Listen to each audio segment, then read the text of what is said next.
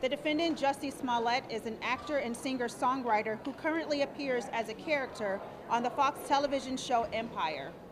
Defendant Smollett currently resides in an apartment in the Chicago Streeterville neighborhood. The people expect the evidence to show that on Tuesday, January 22, 2019, defendant Smollett received a written letter at the SinSpace Chicago Film Studios, which is the facility on the southwest side of Chicago where the Empire television show is filmed.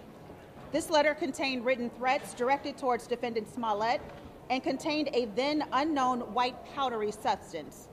The letter also contained cutout letters pieced together which stated, "Smollett Jussie, you will die, Black F," and the word MAGA was handwritten on the envelope where the return address typically is located. This powdery substance has since been determined to be crushed ibuprofen tablets. The letter also contained a drawing of a stick figure, which appears to have a rope around the neck and a gun pointed towards it.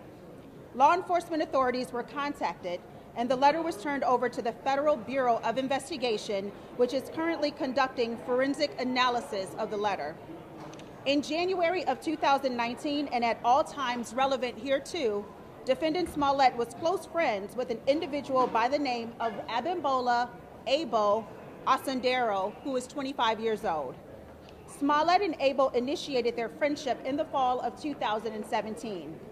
During the course of this friendship, defendant Smollett and Abel socialized together, exercised together, as well as worked on the Fox television series Empire. Within that working relationship, Abel was a stand-in for a character named Kai, who is a love interest of defendant Smollett's character on the Empire TV show. Additionally, text messages between defendant Smollett and Abel revealed that Abel was a source of designer drugs for defendant Smollett. Specifically, since the spring of 2018 and on several occasions, defendant Smollett requested Abel to provide him with Molly, which is street name for the narcotic ecstasy. Text messages generated by defendant Smollett to Abel, specifically starting on the morning of January 25, 2019, revealed defendant Smollett asking Abel when he would be leaving on his trip to Nigeria. This trip was scheduled to take place on the evening of January 29th of 2019, and it had been planned by Abel and his brother, Olabenjo Ola Osundero, who's 27 years old, 2 months prior. After Abel confirmed the date and time of his trip, defendant Smollett texted Abel stating, "Might need your help on the low. You around to meet up to talk face-to-face?" The two then made arrangements to meet at the SinSpace studios that afternoon, where defendant Smollett subsequently drove Abel home to Abel's apartment in the Lakeview neighborhood. During the ride, Smollett indicated to Abel his displeasure that the Empire Studios handling of the racist and homophobic letter he received 3 days prior. Defendant Smollett then stated that he wanted to stage an attack where Abel would appear to batter him. Defendant Smollett also suggested that Abel's older brother Ola assist him with the attack. Defendant Smollett had met Ola on several previous occasions through Abel. Additionally, Ola had appeared as an extra of the Empire TV show. Abel and Ola are both dark-skinned black males born in the United States with Nigerian descent. When defendant Smollett and Abel reached Abel's apartment at approximately 5 p.m. on January 25, 2019, Ola, who was then living with Abel, was summoned into defendant Smollett's vehicle. Once inside, Smollett asked Ola if he could trust him. When Ola said he could, Smollett detailed his plans of the attack to the brothers. Smollett stated that he wanted them to appear to attack him on the evening of January 28, 2019, near his apartment building in Streeterville. Defendant Smollett also stated he wanted the brothers to catch his attention by calling him an Empire F, Empire N. Defendant Smollett further detailed that he wanted Abel to attack him, but not hurt him too badly, and to give him a chance to appear to fight back. Defendant Smollett also included that he wanted Ola to place a rope around his neck, pour gasoline on him, and yell, "This is MAGA country." Prior to the brothers getting out of Smollett's car, Smollett provided Abel with a $100 bill to purchase the rope, gasoline, ski masks, gloves, and the red baseball caps, which resemble the ones that say, "Make America Great Again." The ride from Cinescape Studios to the Osendero brothers' home and the meeting between Smollett and the brothers is corroborated by CPD pod videos and cellular phone tower data of Smollett's phone number. On the late morning of Sunday, January 27, 2019, Smollett drove his vehicle back to the Lakeview neighborhood to pick up the brothers and show them the scene where he wanted the staged attack to take place. Smollett then drove the brothers to the corner of New Street and North Water Street in Chicago, where the staged attack was to take place. This was just outside of Smollett's apartment building.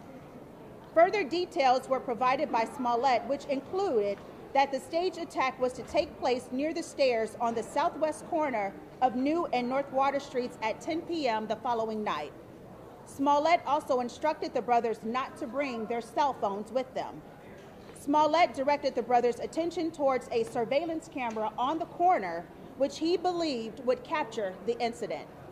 There was a change in the plan in that bleach was going to be used instead of gasoline during the simulated attack. Smollett then drove the brothers home and provided them with a $3,500 personal check made payable to Abel, which was backdated to January 23rd of 2019. On the morning of January 28, 2019, the date of the planned attack, the brothers purchased the clothing items at a local beauty supply store and the rope at a nearby hardware store using the $100 bill that Smollett had given them. These purchases were corroborated by surveillance video and a receipt. Abel also deposited Smollett's check that same day in his own bank account. Later that evening, the plan had changed and the time of the attack had to be pushed back because Smollett's flight into O'Hare Airport from New York had been delayed by 4 hours. Smollett's plane eventually landed at O'Hare at 12:30 a.m. on January 29th of 2019. At 12:49 a.m., there's a phone call between Smollett and Abel, which lasted 3 minutes. During this call, Smollett told Abel the attack would take place at exactly 2 a.m. at the location. Minutes later, Ola ordered an Uber rideshare to his home to leave for the crime scene. Cell phone records and Uber records confirmed this call and the Uber ride. The brothers then took the Uber to the 1400 block of North Wells, where they exited the Uber and flagged down a taxi, which took them to within 3 blocks of the arranged scene at approximately 1:22 a.m. The taxi's in-car video captures the brothers flagging the cab and riding in the back seat.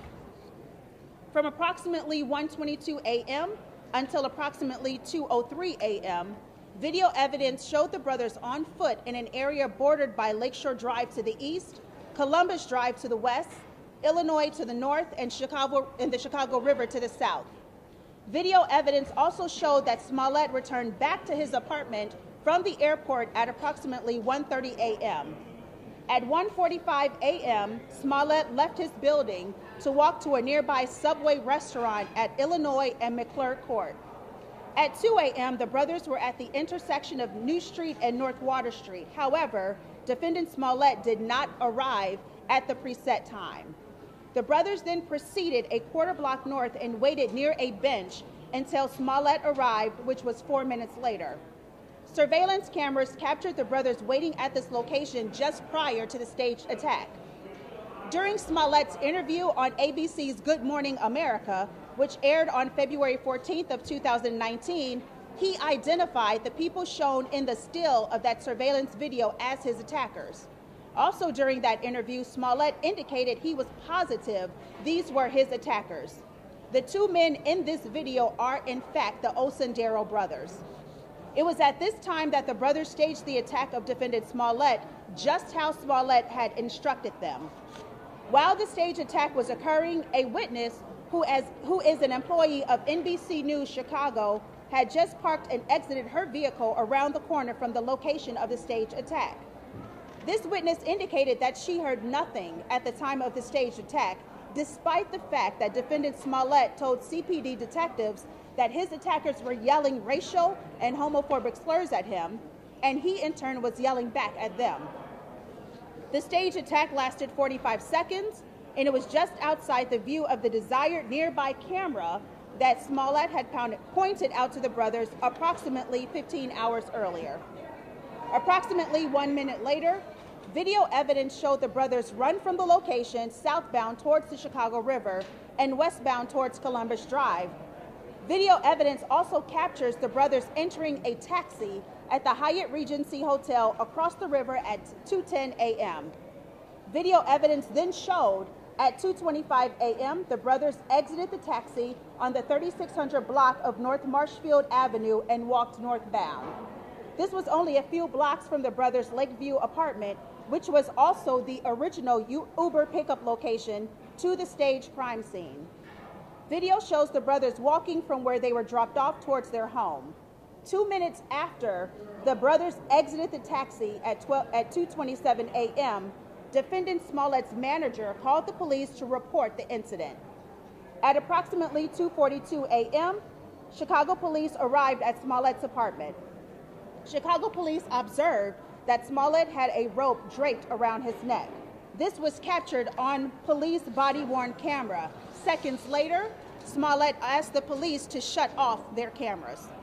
Smollett then made a police report where he claimed he was the victim of an attack in which the offender struck him while yelling racial and homophobic slurs. Smollett also reported that the offenders placed a rope around his neck, poured a liquid chemical on him, and told him, "This is MAGA country." Defendant Smollett also reported for the first time that 3 days prior, on January 26, 2019, he received a phone call from an unidentified phone number in which an unidentified male caller stated, "Hey, you little F," before ending the call. Smollett also told police that the incident happened near a camera, which he stated should have captured the attack. This is the same camera that Smollett pointed out to the Osundero brothers in preparation of this staged attack.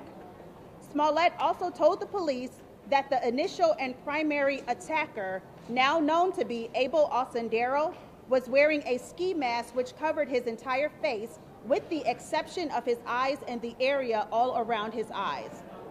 As stated earlier, the Osundero brothers are dark-skinned male blacks. During the Good Morning America interview, Smollett stated, "And it feels like if I had said I was a Muslim or a Mexican or someone black, I feel like the doubters would have supported me much more, a lot more." These statements by Smollett further misled the police and the public to believe his attackers were white. On January 29, 2019, at 7:45 p.m., just less than 18 hours following the reported attack, defendant Smollett placed a phone call to Abel, and the duration of the call was 5 seconds. 2 minutes later, Abel called back Smollett, and that call lasted 1 minute, 34 seconds. The brothers then boarded their flight to Nigeria and left the country. On January 30th, 2019, at 10:46 a.m., defendant Smollett called Abel, who was in Istanbul, Turkey, and the duration of that call lasted 8 minutes and 48 seconds. For the next 2 weeks, Chicago Police Department investigated this matter as a hate crime. The Chicago police were able to identify the Osundero brothers as the alleged attackers through an extensive investigation using surveillance videos, pod police videos, in-car taxi camera videos, ride-share records, credit card records, bank records, and a store receipt. On February 13th of 2019, the brothers returned from Nigeria and landed at the Chicago O'Hare International Airport, and they were detained by U.S. Customs. Members of the Chicago Police Department placed them into custody. That same evening, the Chicago police executed a search warrant upon the Osundero brothers' residence, where they recovered evidence that linked Abel to the Empire TV show. The police had already determined that Ola was affiliated with the show. Following their arrest and through consultation with their attorneys, the brothers agreed to cooperate in the investigation.